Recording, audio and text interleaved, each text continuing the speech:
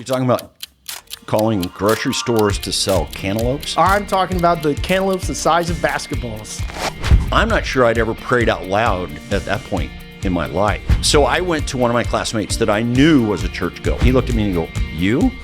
Why you?" A year and a half ago, you had two Citation II jets sitting on the tarmac, ready to take you anywhere you needed to go. You are now folding the underwear of a farmer in Newcastle, Indiana. And he goes, "It's one thing. You just have to last. If you last, you will succeed."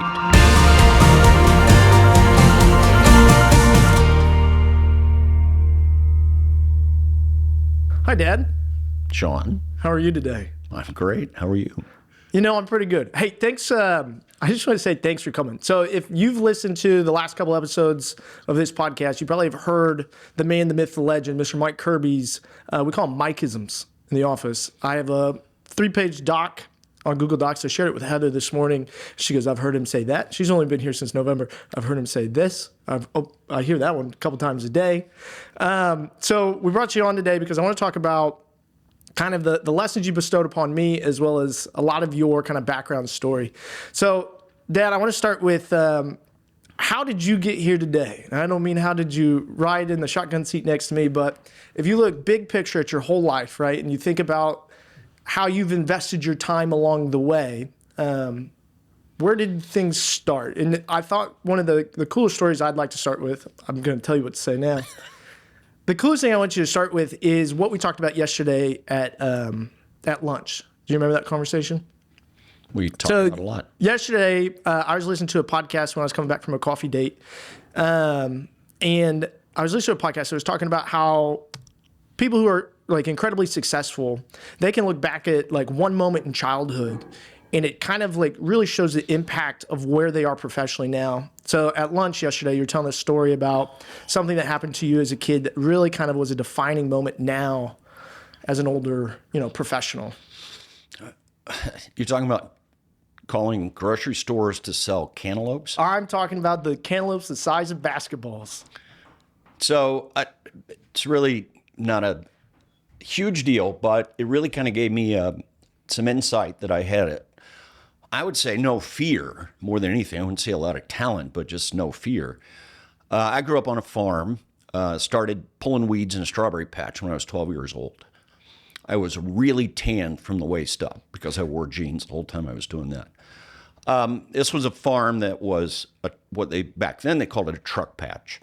So we had strawberries, I think 3 acres of strawberries. We had sweet corn, we had cantaloupes, we planted 3,300 apple trees.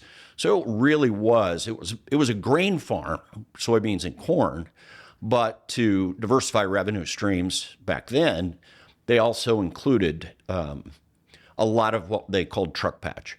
So anywhere from the strawberries to other commodities at the time. Well, that's when I was 12. Well, by the time I got 14, I was very familiar with what we were doing. And this is Howe Farms out of Middletown, Indiana. And Dave, who was the owner, asked me to come in because we had all of these cantaloupes. And I don't know if you're familiar with Indiana cantaloupes, but they truly can get as big as a basketball. And we had hundreds of them. And he realized that we weren't going to get enough people to come to the farm to buy them. We needed to go retail. And so he said, "We're going to call grocery stores today." And so I just grabbed the yellow pages back then and started making cold calls to grocery stores. And I can remember being on the phone with, I didn't even care who answered the phone. Didn't matter to me. Said, "We're with Howe Farms. We grow cantaloupes as big as basketballs." And next thing you know, they're saying, "Yeah, we'll take this crate, this crate, this crate." I even told them, I said, "We can bring some over so you can look at them." "Nope, if they're local grown, we'll take them." Now, this was like Harvest Market. It wasn't the big chains back then. Mm-hmm. I want to say we even sold to Marsh, which was out of Yorktown, Indiana at the time. And we just had some success. And I thought to myself, well, this is fairly easy.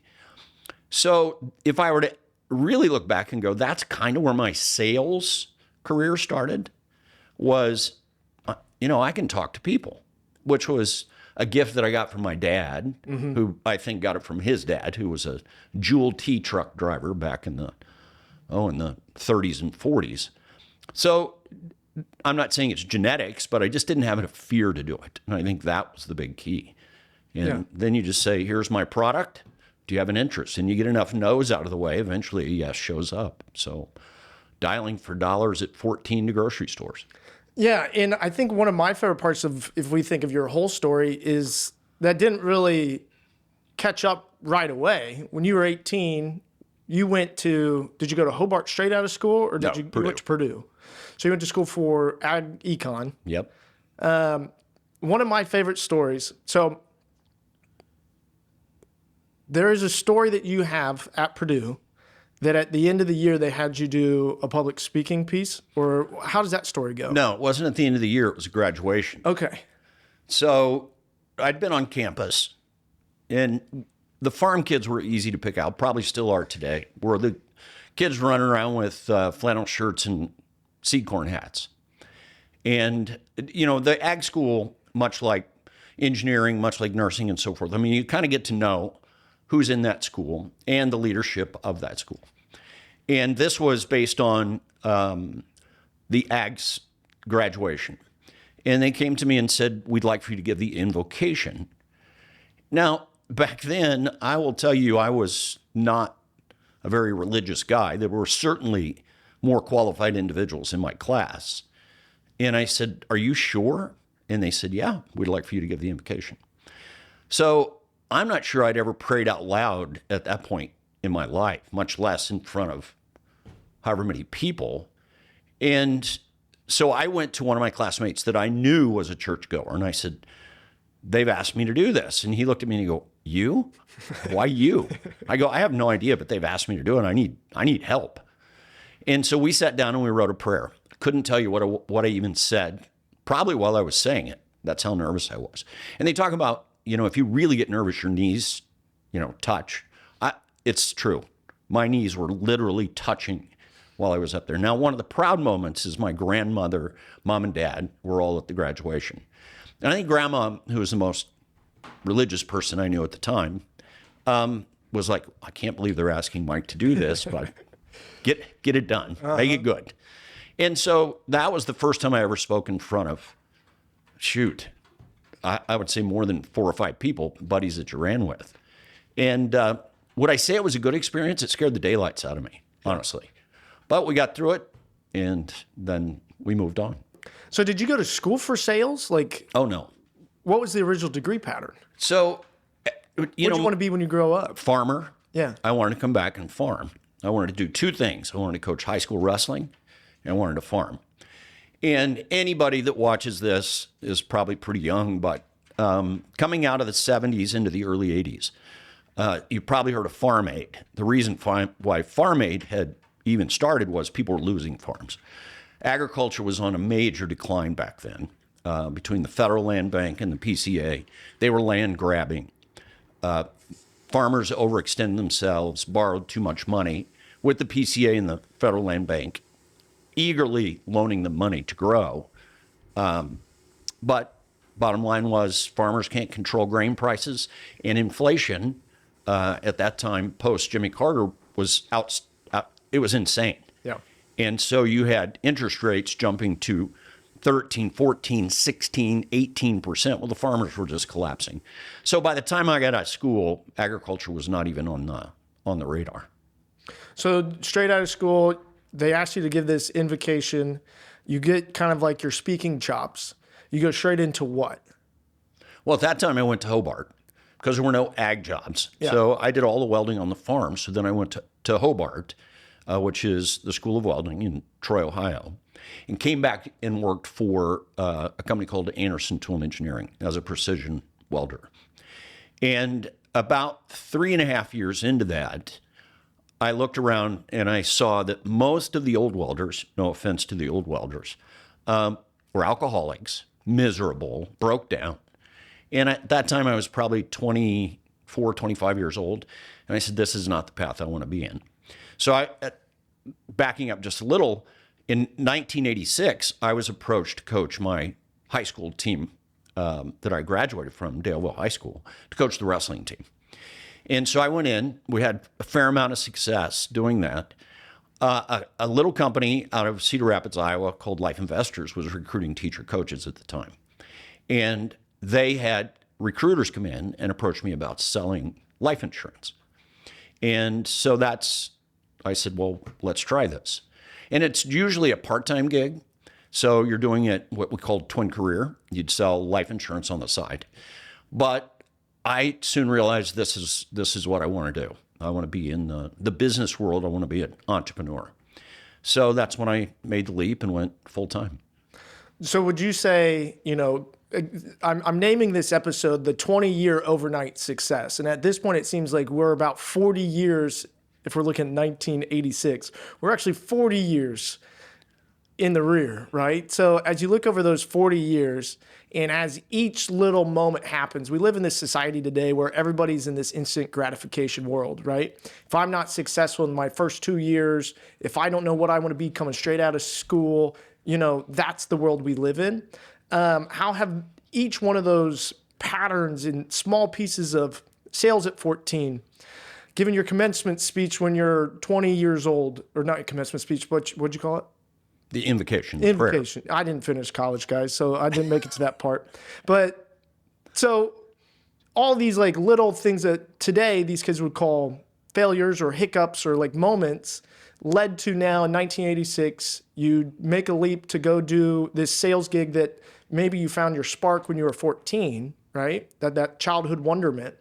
Talk me through then those early years in sales to where you finished in that first kind of like career. So I think to back up just a little bit. So I coached wrestling from 86 to 89 and would have still been coaching, but I got approached by Life Investors to take a regional director job, which is basically recruiting other people to sell life insurance or a corporate position. So in 1990, I went ahead and took a position where I covered Indiana, Michigan, Ohio, and parts of Kentucky. And my job was to go in and sell the company to potential salespeople. And because I was a product of it and I had some success, the story was easy. I could say this is how it changed my life. Now, I was still selling the twin career part because coming full time, selling life insurance for commission only was an incredibly difficult thing to do. I think my first 1099 was $14,000. And I lived in a place we called the Ranch for $85 a month. It was, in hindsight, a terrible place to live, but that's what I felt. I was on the road all the time. It was good enough. It was a bed. I could come home, get my dry cleaning done, and head out on the road again. So I kept a very, very small overhead personally. And then in 1990, jumping into the corporate world, my job was to help them succeed. And so I would work with people called general agents, and I would sell a system. If you'll follow this sales system, follow this recruiting system, and this management system, then you're going to succeed, but you have to do it every day. What I found interesting during those periods of times, I was actually developing myself because I was forced to be a public speaker at that time. And each step of the road, I would take pages from, and I listened to cassette tape books all the time. I was on the road about 45,000 miles a year. Well, what else was I going to do? I was either going to waste time staring at the road, or I was actually going to learn and listen and start to grow. Well, what I found was that I was able to lead people in a direction because they wanted to. And it all starts in 1988 when I went through a school called Tiger School. And you think about all through your school years, at least for me, nobody had ever told me about or taught me about goal planning. And when I went to work with Life Investors in this first school that I went to, they said, we want you to do goal planning. And now we've evolved to where we say if you have a dream, you write it down, it becomes a goal. You break it down, it becomes a plan. Met with action and intelligence, it becomes success. I wasn't smart enough to break it down back then, but we certainly wrote the goals down. And I wrote crazy things down. You know, I want $1 million, all the things I didn't have. It was more materialistic, but it's what do you want to own? What do you want to be? What do you want to achieve? What do you want to learn? Those sorts of things. But by breaking that down, I can tell you in hindsight, nothing that I've written down, and we do these every year now, since 1988, nothing I've ever written down hasn't happened. So it begins with, what's my dream?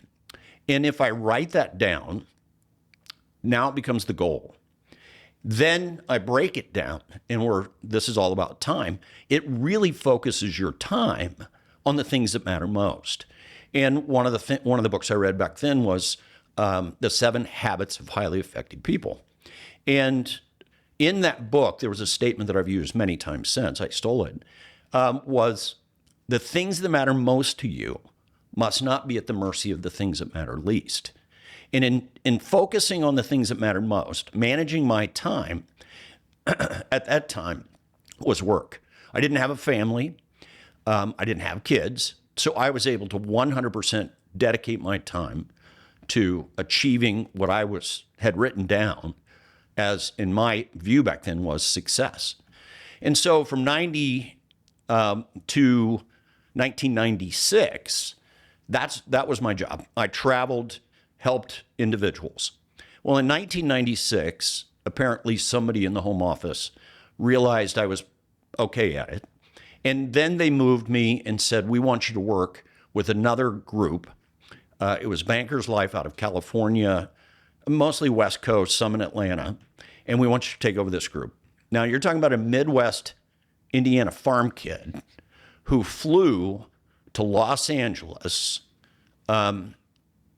literally on an overnight deal. So when they gave me the opportunity, they handed me airplane tickets, said, you're going to be in Las Vegas tomorrow for a meeting. Then you're going to tour the whole West Coast for the next 2 weeks. I might as well have been flown to a foreign country.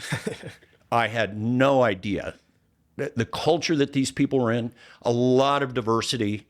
In fact, I think the very first meeting I was at, I was the only native-born American. They were from Armenia, Iran. They were from Israel. It was just crazy to me. And did I make mistakes? From a Midwest perspective, I didn't. But from a West Coast culture, boy, did they correct me. We don't say guys and gals. We don't, little things that I was like, what? Back in the 90s. Back in the 90s. And I was like, I'm not in Kansas anymore. Yeah.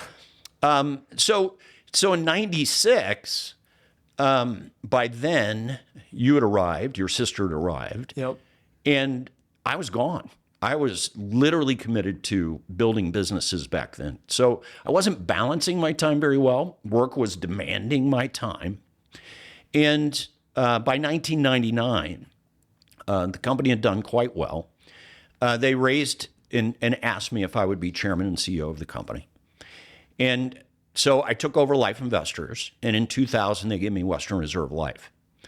So I can look back now and say it was too much too quick. Yeah. And the reason it is because no one person can run. I think we had 3,600 employees in Cedar Rapids. I had 3,800 employees in St. Petersburg, Florida. And at that point, it's all about your team or your assistant coaches.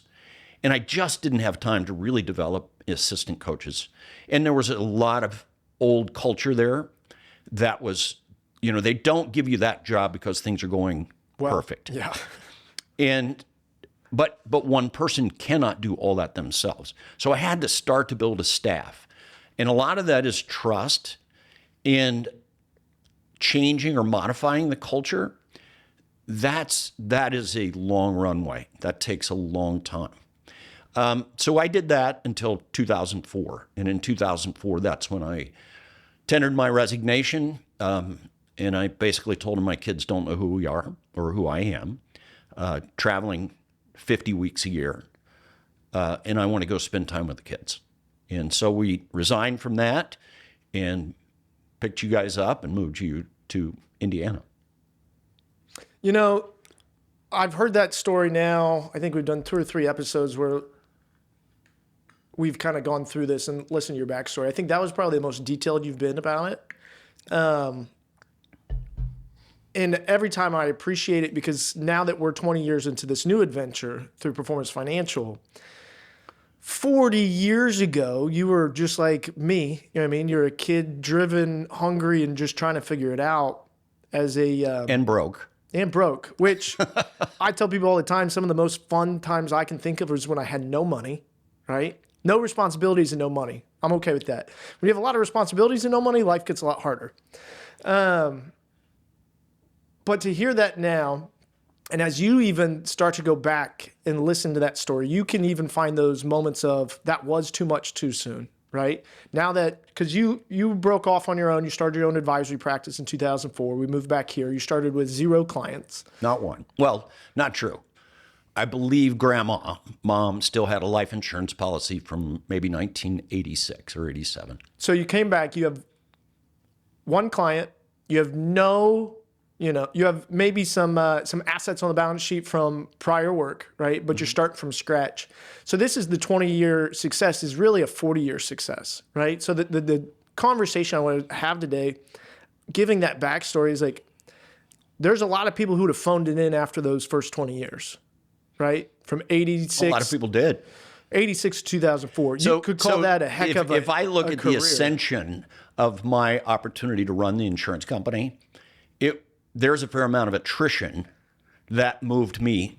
I just didn't quit. Yeah. Right? A lot of guys said, I don't want to do this anymore. So they just peeled off. They peeled off. And I don't want to say I was the last man standing, but it was one of those that my track record, my goal was never to be the president, CEO of the company. My goal was to always build the best possible people I could with the responsibilities that I had. It just so happened that the timing of the exiting CEO and my ascension crossed, and they believed that I could do it. Did I have doubts? At the time, you had fear. What if I fail? But what was failure? We're not closing the company. Mm-hmm. We're not going to make such, I'll call them jugular mistakes that the company goes away. It's just that maybe I wasn't as prepared as I needed to be. So a lot of my focus at that time was I was reading 2 books a week on the airplanes. I was traveling 300,000 miles a year on airplanes. So I was reading constantly, just building hopefully a base of insight. I subscribed to CEO magazines, things like that. Where were the trends? I mean, there was a lot of moving parts, but I never lost focus on the people. Never lost focus on put people first, and the rest of it will take care of itself. Will things break? Business is messy. We talk about it all the time. And it doesn't get cleaned up no matter who the head coach is. It's just messy. How you manage the mess. And if you always treat people with dignity, you'll figure it out. And sometimes it costs the company to do that. Sometimes it doesn't.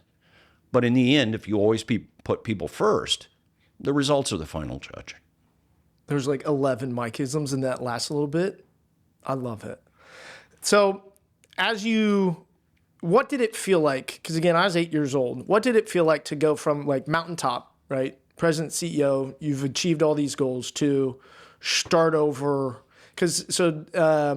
Any of my Charter Point fans out there, we're going through, our lead pastor's going on sabbatical. This last message was a lot about the Sabbath and taking a rest and like that sort of piece. So what did it feel like to go from top of the food chain with, let's call it 7,000 people underneath you, to one man, one show in a new town, start fresh? Well, God has a great way of humbling the ego. And so along the way, we started buying laundromats.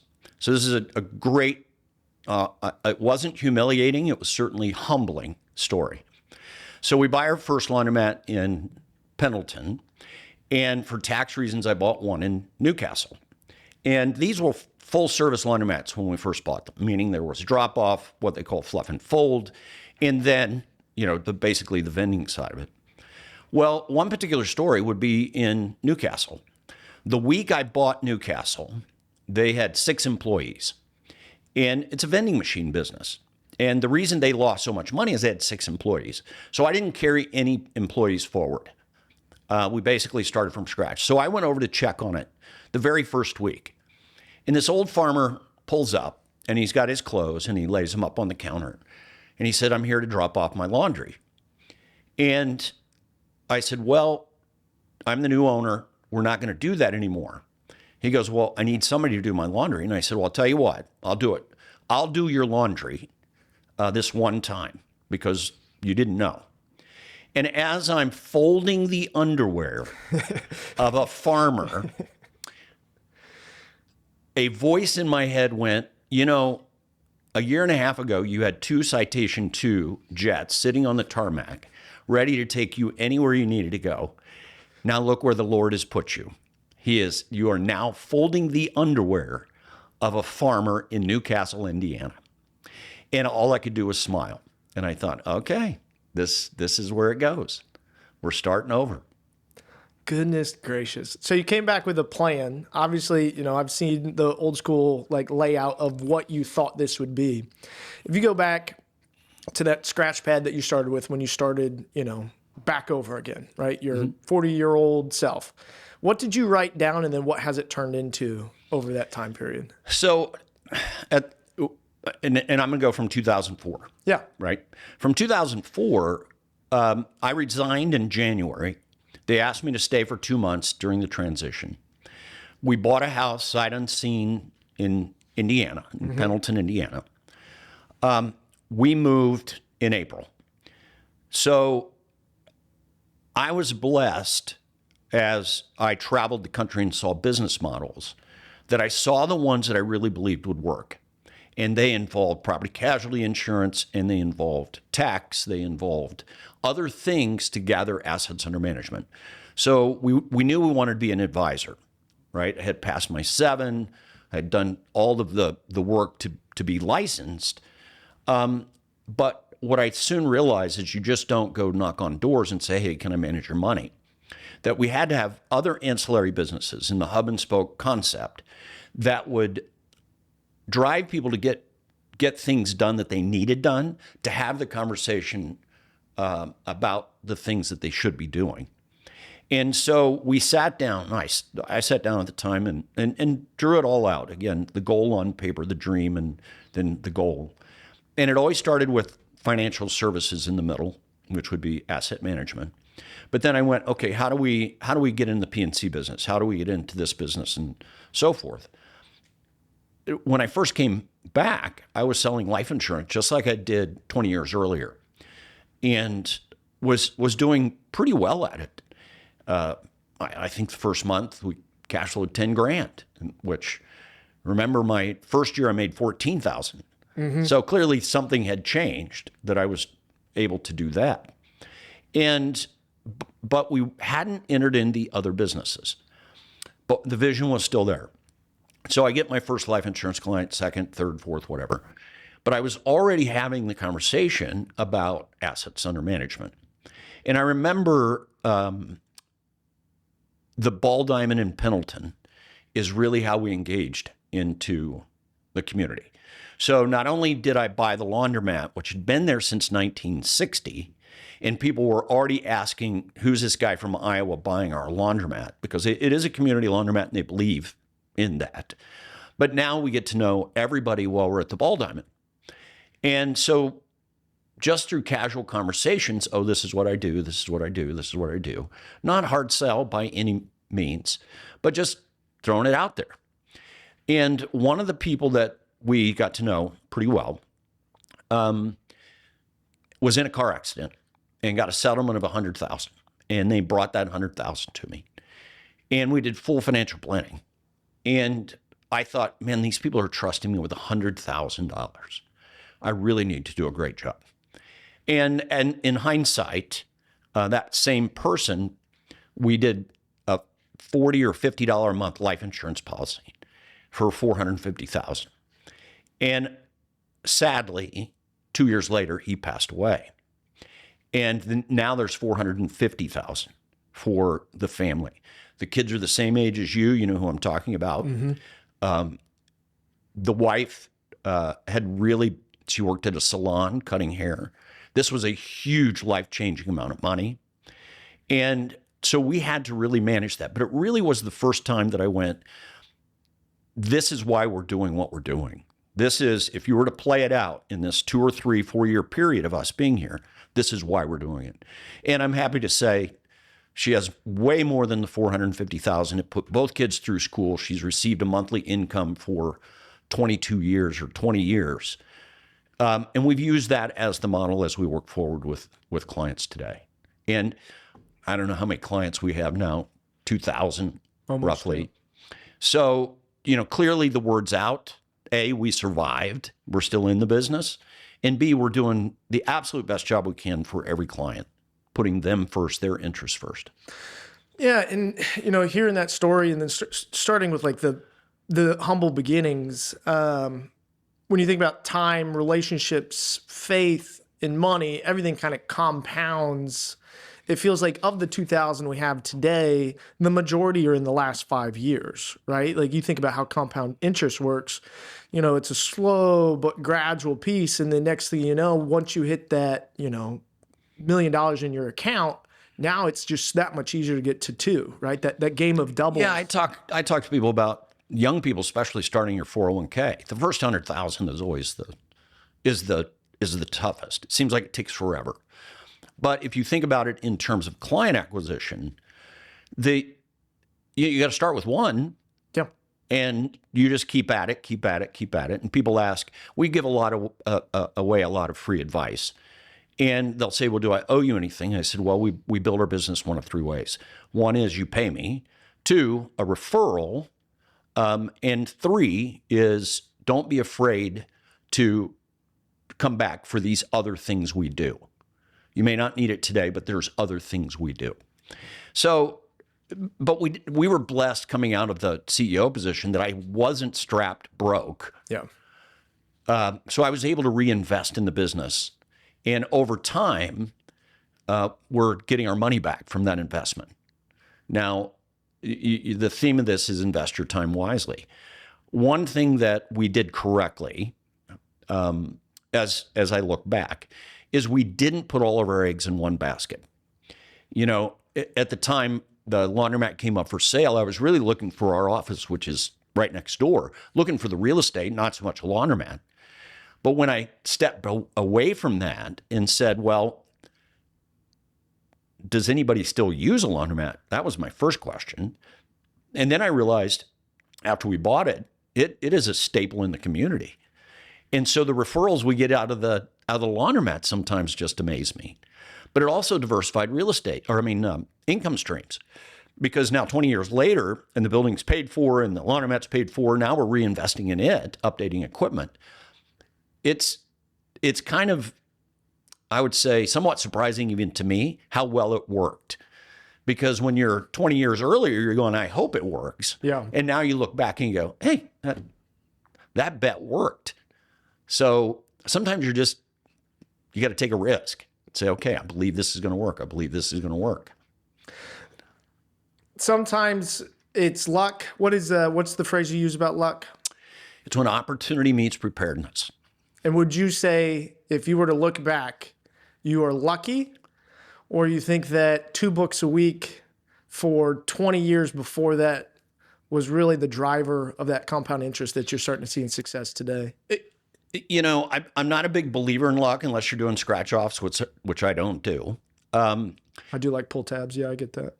But that to me is entertainment. Yeah. If I want entertainment, I'll spend it somewhere else. But the thing that I would say is that statistically, in what we had learned through whether observation or study, the time we spent doing that allowed us to make the least amount of mistakes. We've made mistakes. We've started things that just didn't make sense. And what I learned about our business world is when I dabble, it's generally going to fail. So you're either going to jump all in or stay away from it. It doesn't mean you don't stick your toe in the water, try a little bit first, but dabbling for me businesses that you're really not paying a lot of attention to. You're not waking up every day going, hey, I'm going to make sure this works. That's cost me money. So we really stay focused. But if you look at how diversified we are today, we couldn't do this without the 10 people on staff, the 3 people in the auto business, Steph and what she's doing.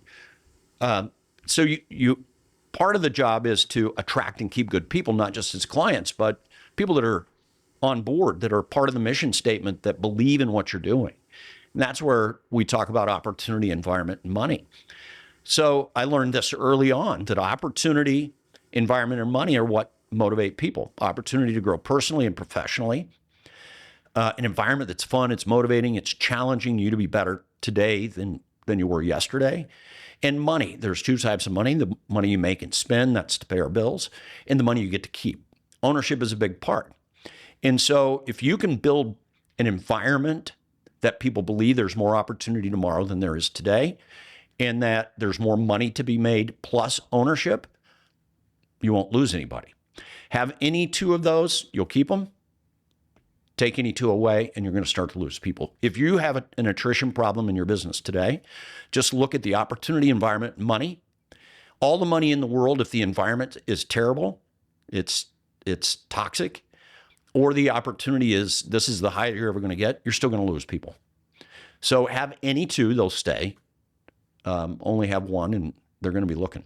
Yeah, I think at least in our business and a lot of people's business, your people, especially if you even go back to, your story from when you were running insurance companies, is you weren't focused on the insurance company, you were focused on the people, right? Correct. Your people are your biggest investment. And that's my favorite part as a coach to a coach. And I think that stems all the way back to, obviously I was raised to pretty much be you when I grew up, whether I knew it or not. And it's a blessing, right? Like I catch myself saying it all the time, but going through the, 22 years old, coaching 18-year-old kids to last year or 2 years ago when I was coaching 15-year-old girls, by the way, that's a totally different experience if you haven't coached both high school girls and high school boys sports.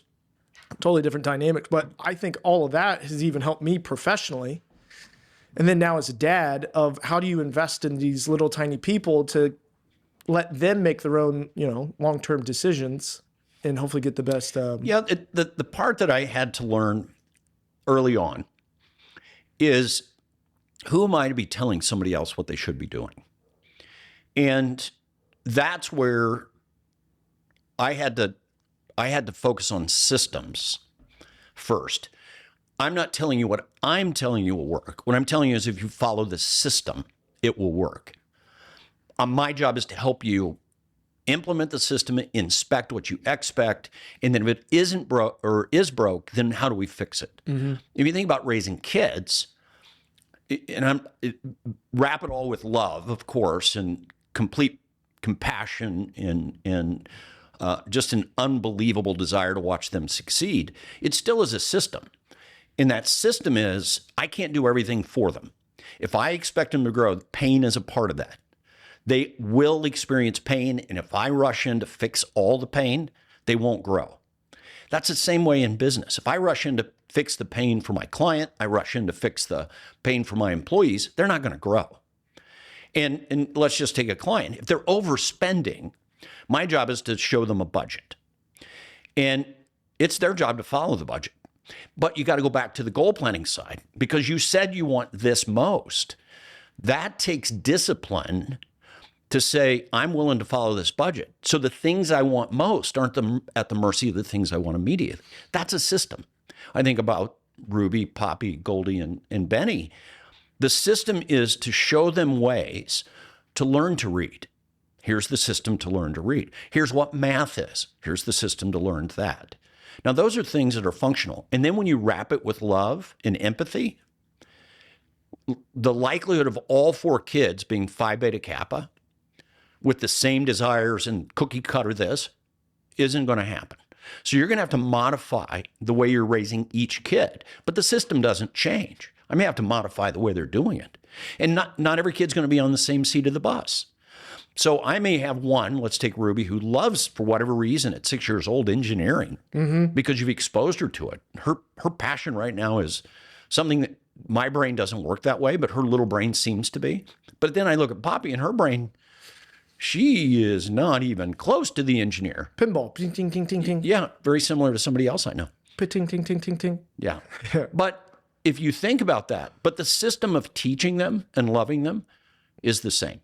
Yeah. And I think it's patience, right? So to close this out and to wrap this episode, one of my favorite stories is the definition of success you gave me that some old guy gave you at a conference back in the day. Do you remember this story? Yeah. I'll let you close with this last remark. Well, it's really fairly simple. I'm a young guy in the insurance industry, joined what was called NAFA back then, and I went to my first meeting. And it was about a 70-year-old crusty life insurance salesman that gave the talk that day. And I'm eager to learn. So after the event, I went up to him and I said, I just got started in the industry.